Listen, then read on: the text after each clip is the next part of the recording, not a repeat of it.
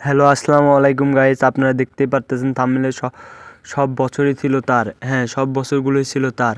2021 থেকে 25 সাল বলেন এবং চলতি বছরগুলো বলতে যান, সবগুলোই হবে তার। এবং তার অ্যাকশন ড্রামা এবং স্যাড ড্রামা, রোমান্টিক ড্রামা দিয়ে মানুষদের মন জিতে নিয়েছে এবং সবার মনে জায়গা করে নিয়েছে এবং তাকে কখনোই দমিয়ে রাখা যাবে না। তার কথা কেউ কখনো ভুলতেও পারবে না। এবং হল মালিকগুলোর কথা বললেই না, আগে তো হল চলতোই না এবং করোনা হওয়ার পরে তো হলগুলো পুরাই বন্ধই হয়ে গেছিলো। পরে সাকিবের মুভি দিয়ে হলগুলো ওপেন হলো এবং সাকিবের মুভি ছাড়া হল মালিকরা সেভাবে টাকা উঠাতেই পারে না, তাদের খরচই ঠিকভাবে উঠতে পারে না অন্য মুভি চালালে।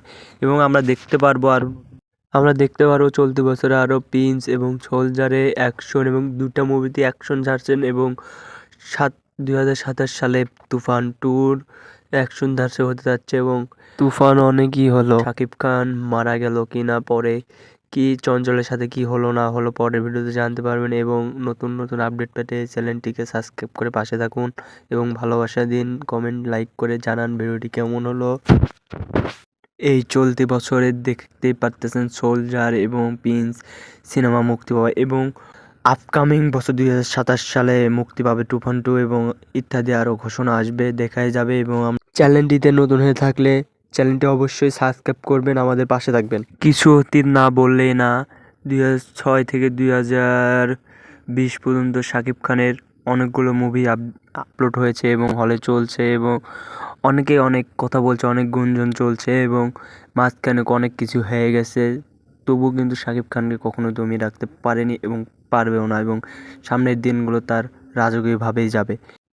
আপনাদের বোঝার ক্ষেত্রে আমি সব মুভি এখানে দিয়েছি এবং আপনাদের সামনে দিয়ে ভাসতেছে যাচ্ছে আসছে মুভিগুলোর নাম এবং কোন সালে মুক্তি পাইছে সবই দেওয়া আছে ডিটেলসে।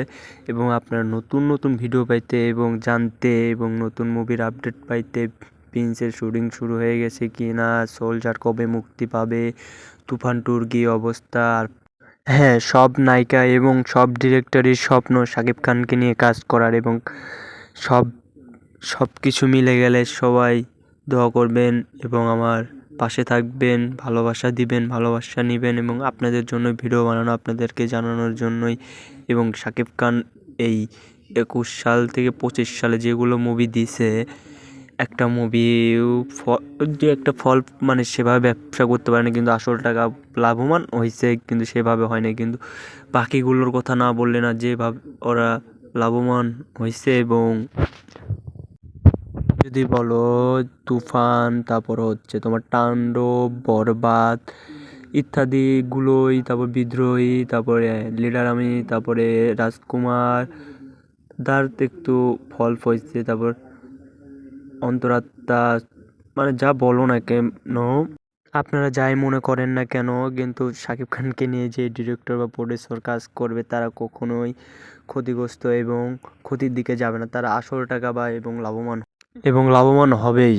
আর আপনারা যদি চ্যানেলটাতে নতুন হয়ে থাকেন এবং এই ভিডিওটি দেখতেছেন, সাবস্ক্রাইব এবং লাইক কমেন্ট করতে ভুলবেন না। ভিডিওটি কেমন হলো, কোথায় কোথায় ভুল হলো আমাকে জানিয়ে দেবেন, আমি নতুন নতুন ভিডিওতে সে ভুলগুলো সমাধান করার চেষ্টা করব ইনশাআল্লাহ। আল্লাহ হাফেজ।